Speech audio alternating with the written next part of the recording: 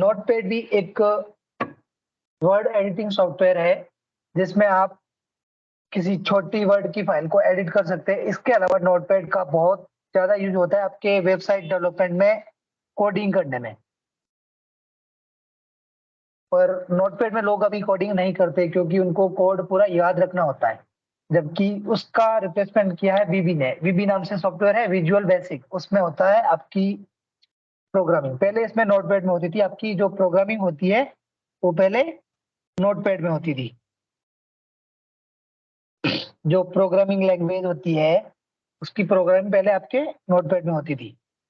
Next है, ये बिल्कुल छोटा सा सॉफ्टवेयर है, बहुत कम ऑप्शन है।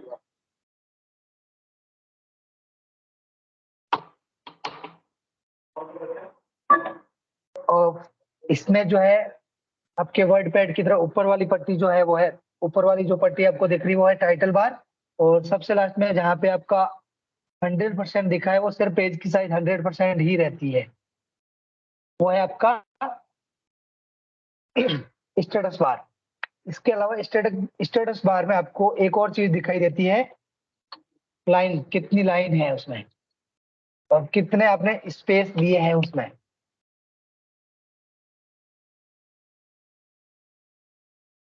आपने जो फाइल लिखी है उसमें पे तो कितनी लाइनें हैं, नीचे पे दिख रही है ना, LN2 COL1 दिख रहा है नीचे।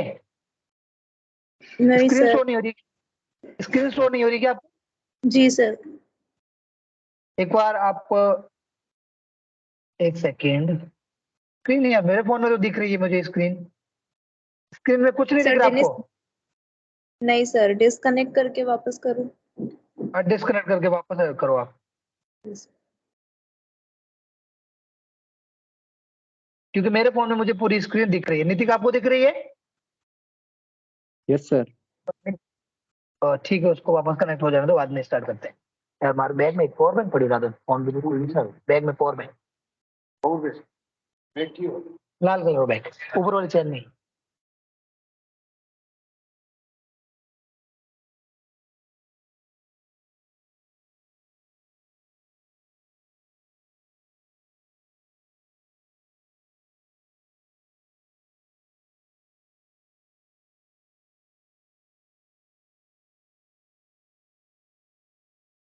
उसको आ जाने दो, 2 मिनट, स्टार्ट करते हैं।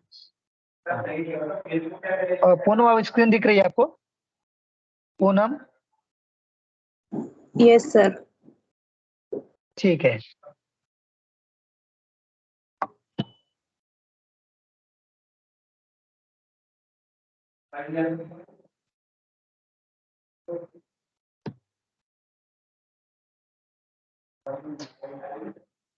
मैंने अभी लिखा है AU स्किल। अब मैं हूँ लाइन नंबर 2 पे, यहाँ नीचे दिखाई दे रहा है LN2:1।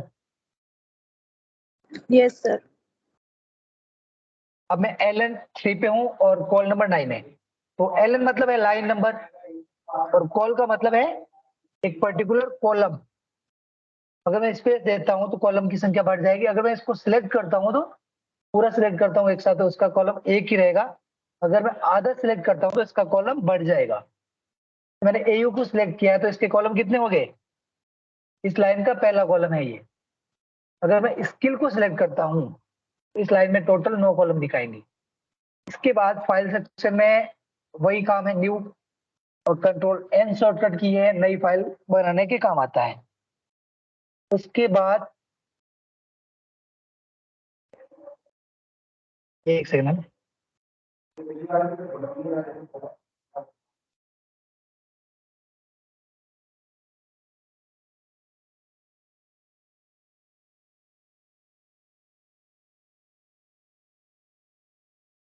स्क्रीन दिख रही है क्या आप लोगों को? Yes sir. और स्क्रीन पे कुछ शो हो रहा है? क्योंकि मेरे फोन में मुझे कुछ नहीं दिख रहा है। मैं इसको देखता हूँ सिस्टम पे, एक second. Minimise content, views gallery,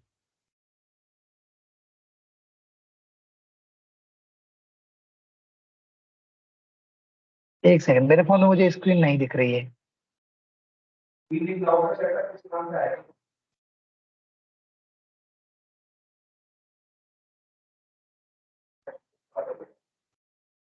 screen दिख रही है ना, कोई दिक्कत नहीं है आपको? मैं एक बार स्क्रीन को वापस स्टॉप शेयरिंग करके वापस शेयर करता हूँ।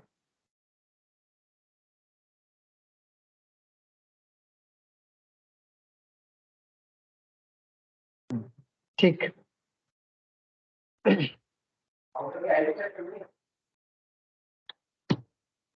इसके बाद फाइल मेन्यू में ऑप्शन है न्यू। न्यू से आपकी नई फाइल क्रिएट होगी। इसकी शॉर्टकट की है कंट्रोल के साथ एन। इसके बाद आप अगर नई फाइल को ओपन करते हैं और आपका जो नोटपैड की दो टास्क बार में दो चीजें खोलनी है, जैसे न्यू कंट्रोल शिफ्ट एन, इससे होगी एक नई फाइल ओपन होगी नई विंडोज के साथ। पहले वाली के साथ दूसरी एक और फाइल खुल जाएगी आपके नोटपैड की। इसके साथ आपकी नई फाइल ओपन होगी कंट्रोल शिफ्ट एन। अगर आप डेस्कटॉप पे कंट्रोल शिफ्ट एन करते हैं तो इससे आपका एक नया फोल्डर क्रिएट होगा। इसके बाद कंट्रोल ओ, इसका यूज होता है फाइल को ओपन करने के लिए, कंट्रोल ओ। इससे पहले आपको पूछेगा जो आपकी पर्टिकुलर फाइल जिस पे आप काम कर रहे हैं उसको सेव करना है या नहीं करना है, क्योंकि मैंने इस पे कुछ काम किया ही नहीं है और सिर्फ 3 वर्ड लिखे हैं एयू स्किल 3 लाइनों में। मैं इसको करता हूँ डोंट सेव और कंट्रोल ओ करता हूँ। मेरी एक फाइल है लोकल डी में आईटी नाम से एक फाइल है, आईटी सॉफ्टवेयर नाम से एक फोल्डर है जिसमें एक सॉफ्टवेयर फोल्डर है टाइपिंग मास्टर, और उसका कुछ मुझे कोड है, वो कोड मुझे ओपन करवाना है। और इसका जनरली आपका जो नोटपैड है इसका जनरली यूज होता है जैसे कोई सीडी आती है, आप सीडी परचेज करते हैं सॉफ्टवेयर की सीडी, उसके साथ कुछ कीज आती है, उस कीज को इसमें स्टोर करके रखा जाता है। क्योंकि बिल्कुल सिंपल सा सॉफ्टवेयर, ज्यादा कुछ एडिटिंग करनी नहीं, ज्यादा कुछ लिखना नहीं, सिंपल टेक्स्ट लिख के सेव करना है। जैसे मेरा सॉफ्टवेयर था टाइपिंग मास्टर, उसके लिए भी जो मेरा टाइपिंग मास्टर है उस पे 2 यूनिट के बाद मेरी तीसरी चौथी पांचवी यूनिट काम करना बंद कर लेती है। तो उसके लिए एक कोड आता है जो नेट पे आपको इजीली अवेलेबल हो जाता है। इस कोड के माध्यम से आप उसको एक्टिवेट कर सकते हो। उसके बाद फाइल में नेक्स्ट है जो आपका उसमें भी आया था नोटपैड में भी, वर्डपैड में भी, पेज सेटअप। यहाँ से आप अपने पेज को डिजाइन कर सकते हो, किस फॉर्मेट में रखना है, पेज की क्या साइज लेनी है, क्या ओरिएंटेशन लेना है, हेडर फुटर क्या लगाने हैं, ये आप यहाँ से चेंजेस कर सकते हो, जो मैंने अभी आपको वर्डपैड में भी बताया था। इसके बाद है प्रिंट। इसकी शॉर्टकट ये है कंट्रोल पी, और इसके लिए आपके सिस्टम में ये सबसे पहले ऊपर में दिखाएगा सिलेक्ट प्रिंटर। इसके लिए आपके कंप्यूटर में कोई प्रिंटर का सॉफ्टवेयर इंस्टॉल होना चाहिए। जो आप प्रिंटर आपके पास है उस प्रिंटर का सेटअप आपके सिस्टम में होना चाहिए। उसके बाद यहाँ से आप उस प्रिंटर को सिलेक्ट कर सकते हैं, यहाँ से जो भी प्रिंटर आपके पास होगा। इसके बाद उसका प्रिंट टू फाइल, और अगर आपके पास बहुत सारे पेजेस हैं तो कौन से पेज को आप प्रिंट करवाना है वो चेंज कर सकते हैं, और कितनी कॉपी देनी है वो यहाँ से आप चेंज कर सकते हैं। इसमें अभी मेरे पास प्रिंटर कनेक्टेड नहीं है इसलिए कॉपी ये ज्यादा नहीं लेगा। अब मैं प्रिंट पे क्लिक करूंगा, मेरी एक फाइल पीडीएफ फॉर्मेट में सेव हो जाएगी ये वाली फाइल। और क्योंकि पीडीएफ फाइल में सेव होगी तो इसलिए एक से ज्यादा कॉपी ये लेगा नहीं, इसलिए इसने एरर बॉक्स प्रिंट कर दिया है कि this printer can not support many copies, number of copies will be set of printer maximum of 1। ये कह रहा है कि आपने यहाँ दो नंबर ऑफ कॉपीज दो ली है, जो आपने प्रिंटर सिलेक्ट किया है माइक्रोसॉफ्ट प्रिंट टू पीडीएफ, ये जो है मैक्सिमम कॉपी एक ही लेता है, इसलिए ये आगे प्रोसीड नहीं कर पाएगा। एक से ज्यादा प्रिंट आपका माइक्रोसॉफ्ट प्रिंट टू पीडीएफ जो है नहीं लेगा।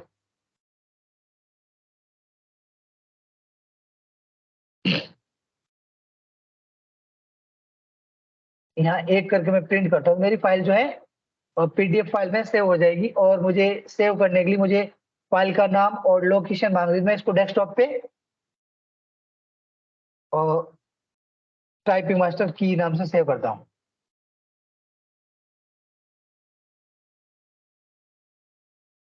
टाइपिंग मास्टर की नाम से मैं इसको डेस्कटॉप में पीडीएफ फाइल के रूप में और सेव कर लेता हूँ। तो मेरी फाइल जो है डेस्कटॉप पे टाइपिंग मास्टर की के नाम से सेव होके आ जाएगी। ये पढ़िए टाइपिंग मास्टर की। मैं इसको यहाँ से ओपन करता हूँ, मेरी फाइल पीडीएफ में खुल जाएगी।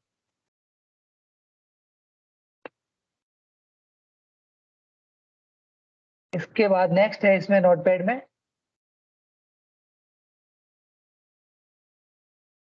एग्जिट। एग्जिट प्रेस करते ही आप अपनी नोटपैड से बाहर जा सकते हैं। एग्जिट बंद हो जाएगी आपकी नोटपैड जो आपने खोल रखी थी। वापस मैं वापस वही फाइल खोलता हूँ जो मेरा था, सॉफ्टवेयर की थी, उसी की को मैं वापस ओपन करता हूँ।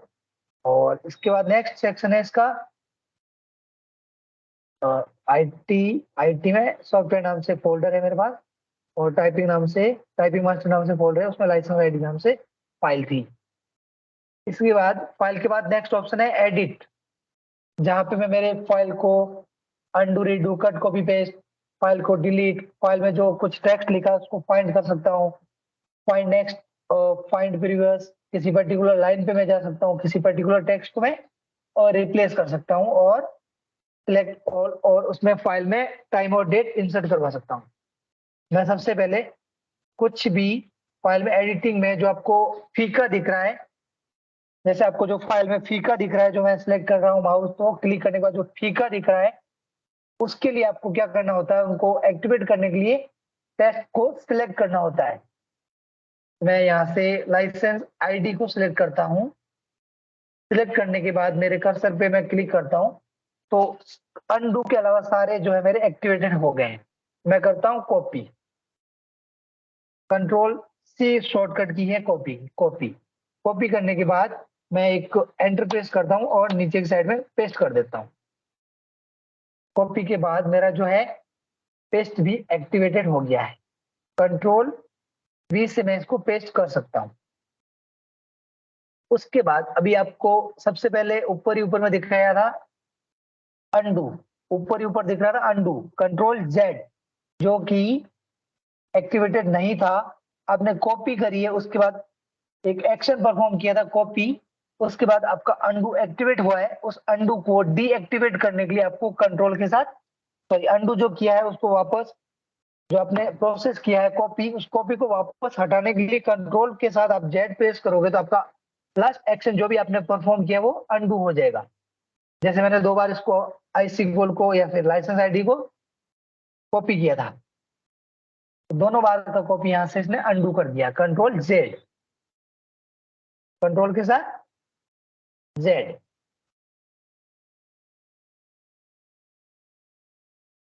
एक टाइम में सिर्फ एक ही बार के एक्शन को अंडू करेगा। इसके बाद है रीडू, कंट्रोल वाई जो मैंने उसमें बताया था, इसमें शायद काम नहीं करेगा, कंट्रोल वाई इसमें काम नहीं करेगा। इसके बाद फाइंड, फाइंड का मतलब होता है ढूंढना। मैं वही किताब निकालूंगा जो मैंने पहले निकाली थी आपको दिखाने के लिए कि किसी पर्टिकुलर फाइल में आपको कुछ ढूंढना है तो आप कैसे ढूंढोगे।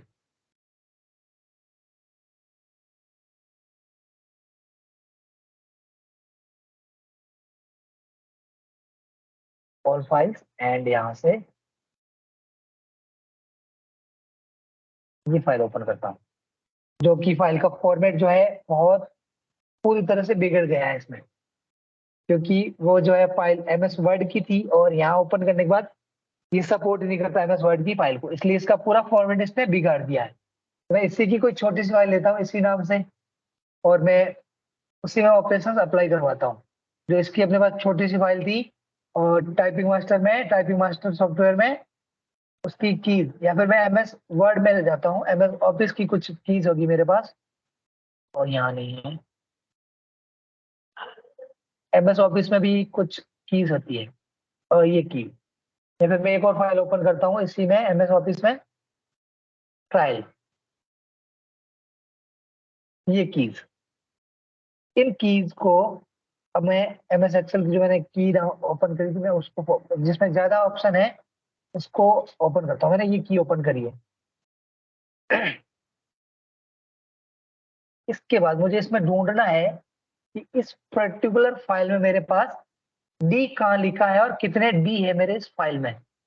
तो इसमें एडिट सेक्शन में जाके कंट्रोल F या फाइंड पे क्लिक करोगे तो आप फाइंड पे क्लिक करने के बाद एक डायलॉग बॉक्स ओपन होगा और जिसमें लिखा होगा कि आपको क्या ढूंढना है, फाइंड व्हाट, आप क्या ढूंढना चाहते हैं। और मैं लिखता हूँ डी प्रेस करता हूँ। इसके बाद आपको डायरेक्शन पूछ रहा है, किस डायरेक्शन में आपको ढूंढना है। ऊपर से नीचे की तरफ करना है तो आपको डाउन सेलेक्ट करना है, अगर नीचे से ऊपर की तरफ ढूंढना है तो आपको अप सेलेक्ट करना है। और मैच केस, जैसे कि आपने कुछ डी टाइप किया है, एक डी टाइप होता है और स्मॉल लेटर में, एक होता है कैपिटल लेटर में। अगर मैं यहाँ पे स्मॉल प्रेस करता और मैच केस पे एक्टिव रखता तो मेरा स्मॉल डी जहाँ पे भी, इसको सिर्फ स्मॉल डी को ढूंढता ही, स्मॉल डी इसमें कुछ है ही नहीं, तो इसने एरर मैसेज दे दिया कि कांट फाइंड डी। अगर मैं मैच केस को डीएक्टिवेट रख के इसको ढूंढता हूं तो जहां पे भी इसको डी मिलेगा वो डी को स्पॉट कर देगा कि आपका डी इस फाइल में इस जगह पे है। और लास्ट में पूरा ढूंढने के बाद इसको नहीं मिलेगा कि एरर मैसेज देगा कि डी हमें नहीं मिल रहा है इसके आगे। और रेप अराउंड करोगे, आपकी पूरी फाइल में जहां पे भी डी होगा वो ढूंढता रहेगा, पूरी फाइल के आसपास घुमा के इसको डी को ढूंढ लेगा। आप भले डायरेक्शन कुछ भी दो, इसमें कोई फर्क नहीं पड़ेगा, डायरेक्शन कुछ भी दो और रेप अराउंड को सिलेक्ट करोगे तो आपने जो भी फाइल टाइप की है उसमें जहां पे भी आपने जो वर्ड टाइप किया है जो आपको ढूंढना है, जहां पे भी मिलेगा वहां से ही ढूंढ के बता देगा कि आपका फलानी चीज यहाँ है। फाइंड टेक्स्ट का जनरली यूज होता है ज्यादातर एक्सेल में, बहुत बड़ी फाइल है उसमें से आपको कुछ ढूंढना है तो इसका उपयोग किया जाता है जनरली। उसके बाद नेक्स्ट है डिलीट। फाइंड नेक्स्ट हो गया, मैंने बता दिया। उसके बाद है फाइंड प्रीवियस, ये भी बता दिया। इसकी शॉर्टकट की है फाइंड नेक्स्ट की F3 और फाइंड प्रीवियस की है शिफ्ट F3। उसके बाद है रिप्लेस, कंट्रोल H। एक डायलॉग बॉक्स ओपन होगा जहां पे आपको किसी पर्टिकुलर वर्ड की जगह दूसरा वर्ड रिप्लेस कर सकते हैं, वहां से आप डी की जगह मैं कर रहा हूँ जेड, तो मेरे जहां पे भी डी होंगे वहां पे जेड हो जाएगा। जहां जहां मेरे डी होंगे वहां वहां मेरी फाइल में और जेड हो जाएगा रिप्लेस टू ऑल करने पे।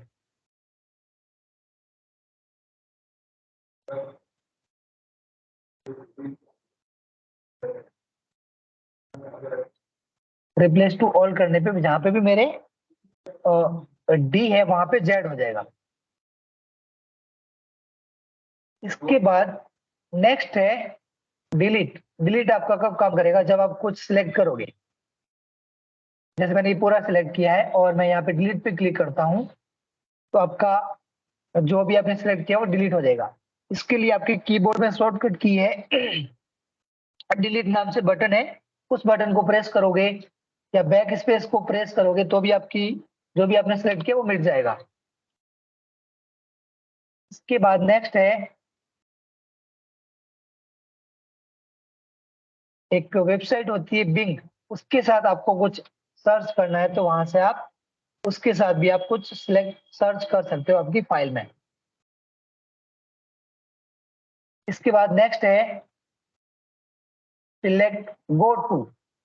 इसमें कंट्रोल ए करके कंट्रोल सी करके बहुत सारी लाइनें लिख लेता हूँ इसमें मैं। अब मैं टोटल इसमें मेरे फाइल में है 22 लाइन्स। अब मेरा कर्सर जो है पहली लाइन पे है, अब मुझे 20 लाइन पे जाना है तो मैं कंट्रोल जी या एडिट में जाकर गो टू पे क्लिक करूंगा और यहाँ पे कहाँ जाना है उस लाइन नंबर को सिलेक्ट करूंगा। मैं कर रहा हूँ 20 नंबर, तो मेरा कर्सर जो है 20 नंबर लाइन में आ जाएगा ये यहाँ। उसके बाद मैं वापस करता हूँ कंट्रोल जी और मैं करता हूँ 7th नंबर या 8th नंबर, तो मेरा कर्सर जो है 8वीं लाइन में आ जाएगा। जैसा कि आप देख पा रहे हैं ऊपर से 8वीं लाइन में मेरा कर्सर ब्लिंक कर रहा है। आप जूम करके देखोगे तो आपको दिखेगा कि मेरे कंप्यूटर का कर्सर जो है 8वीं लाइन में पड़ा है। अब लाइन काउंट कर सकते हैं। उसके बाद नेक्स्ट है फॉर्मेट। फॉर्मेट में जो आपने पहले देखा था वर्ड रेप, जो आपके उसमें वर्ड पैड में भी था, आप इस वर्ड को रैपिंग करवा सकते हैं आपकी पेज के अकॉर्डिंग। उसके बाद है फॉन्ट। अब यहाँ से इसका फॉन्ट और फॉन्ट की स्टाइल यहाँ से चेंज कर सकते हैं। जैसे मैंने ये फॉन्ट लिया ये इसमें फॉन्ट जो है अगर किसी पर्टिकुलर वर्ड पे नहीं अप्लाई होकर पूरी फाइल में अप्लाई होगा। फॉन्ट जो है इसमें पूरी पर्टिकुलर और फाइल पे अप्लाई होता है। यहाँ से आप फॉन्ट फॉन्ट में इसका फॉन्ट की डिजाइन चेंज कर सकते हो, फॉन्ट का बिहेवियर या स्टाइल चेंज कर सकते हो। जैसे किसी को तिरछा लिखना है, तिरछा के साथ बोल्ड लिखना है, यहाँ से आप इसकी फॉन्ट की साइज इंक्रीज या डिक्रीज कर सकते हो। और नीचे जो आपको सैंपल में जो आप फॉन्ट सिलेक्ट कर रहे हो उसका प्रीव्यू शो होगा। और स्क्रिप्ट जो है बाय डिफॉल्ट रूप से इसमें वेस्टर्न ही रहेगी। और ओके पे क्लिक करने पे आपकी फाइल में जो आप चेंजेस कर रहे हो वो फॉन्ट आपकी फाइल में अप्लाई हो जाएगा। जो आपकी फाइल में फॉन्ट था, जो आपने फॉन्ट का साइज लिया, वो सारा अप्लाई हो जाएगा। इसके लिए सेलेक्ट करने की जरूरत नहीं है, पूरी फाइल में अप्लाई होगा ये फॉन्ट। मैं इसकी साइज थोड़ी सी रिड्यूस कर लेता हूँ ताकि आपको आसानी से इसमें जो मैंने अप्लाई करी है वो दिखे पूरे पेज में। तो मेरी फॉन्ट की जो है सर ये किस में हुआ? ये हुआ है आपका मेन्यू बार में फॉर्मेट सेक्शन है। फॉर्मेट सेक्शन में आपको फॉन्ट पे क्लिक करना है। फॉन्ट पे क्लिक करने के बाद आपके सामने बहुत सारे फॉन्ट दिखाई देंगे। किसी पर्टिकुलर फॉन्ट को सिलेक्ट करके और उसकी स्टाइल और उसकी साइज को आप सिलेक्ट करके उसका प्रीव्यू देख के आप अप्लाई करते हैं, ओके पे क्लिक करते हैं, तो आपका जो भी आपने फॉन्ट की स्टाइल चेंजेस की है वो अप्लाई हो जाएगी।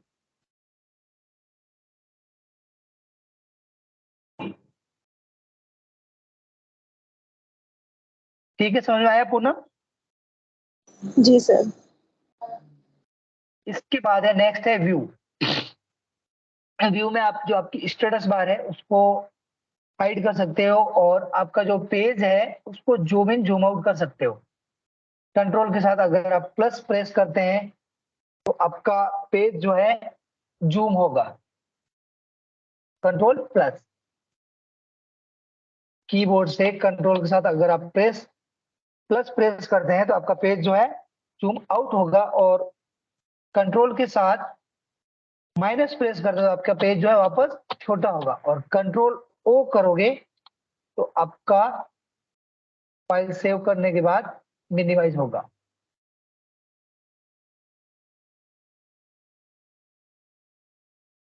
कंट्रोल ओ ओपन के लिए है। व्यू में क्या है? कंट्रोल जीरो से आपकी जो है कंट्रोल के साथ जीरो से आपका पेज जो है बाय डिफॉल्ट रूप से साइज जो होती है इसकी उस साइज में जाएगा। कंट्रोल प्लस से बड़ा होगा, कंट्रोल जीरो से एक्चुअल साइज में आएगा और कंट्रोल माइनस से छोटा होगा। कंट्रोल प्लस से बड़ा, कंट्रोल जीरो से एग्जैक्ट साइज, कंट्रोल माइनस से छोटी होगी। जो अपने टेक्स्ट है आपके पेज में उसकी जूमिंग जो है कम होगी। कंट्रोल प्लस से जूम होंगे, जूम इन कंट्रोल प्लस, और जूम आउट कंट्रोल माइनस। और एग्जैक्ट जो साइज पहले आपने जो वर्ड सॉरी नोटपैड स्टार्ट किया है उसमें जो उसकी एग्जैक्ट साइज जो थी उस साइज में लाने के लिए आपको कंट्रोल जीरो। उसके बाद हेल्प, ये आपके बहुत काम आएगा। और इस हेल्प के माध्यम से आप नोटपैड को खुद ही सीख सकते हैं। व्यू हेल्प, व्यू ऑनलाइन जाएगी।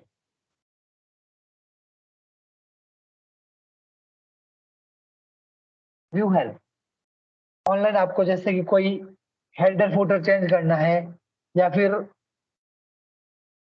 नोटपैड में आप कुछ हेल्प चाहिए, नोटपैड की कुछ हेल्प चाहिए तो आप इसमें ऑनलाइन भी देख सकते हैं।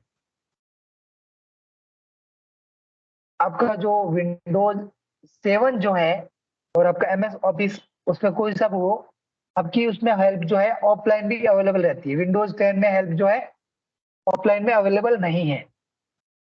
इसके बाद है सेंड फीडबैक। सेंड फीडबैक में आप इस पर्टिकुलर सॉफ्टवेयर का जो सॉफ्टवेयर बनाने वाले हैं उनको अपना फीडबैक शेयर कर सकते हैं ऑनलाइन माध्यम से। आपका वैल्यूएबल फीडबैक, आपको इसमें कुछ चेंजेस करवाने हैं, कुछ आपको कुछ चीजें जो है इसमें अमेंडेड करवाने हैं, डेवलपर को कुछ सजेशन देना है तो आप इसमें कर सकते हैं फीडबैक से। और लास्ट है अबाउट नोटपैड, ये आपके नोटपैड के बारे में इंफॉर्मेशन शो करेगा।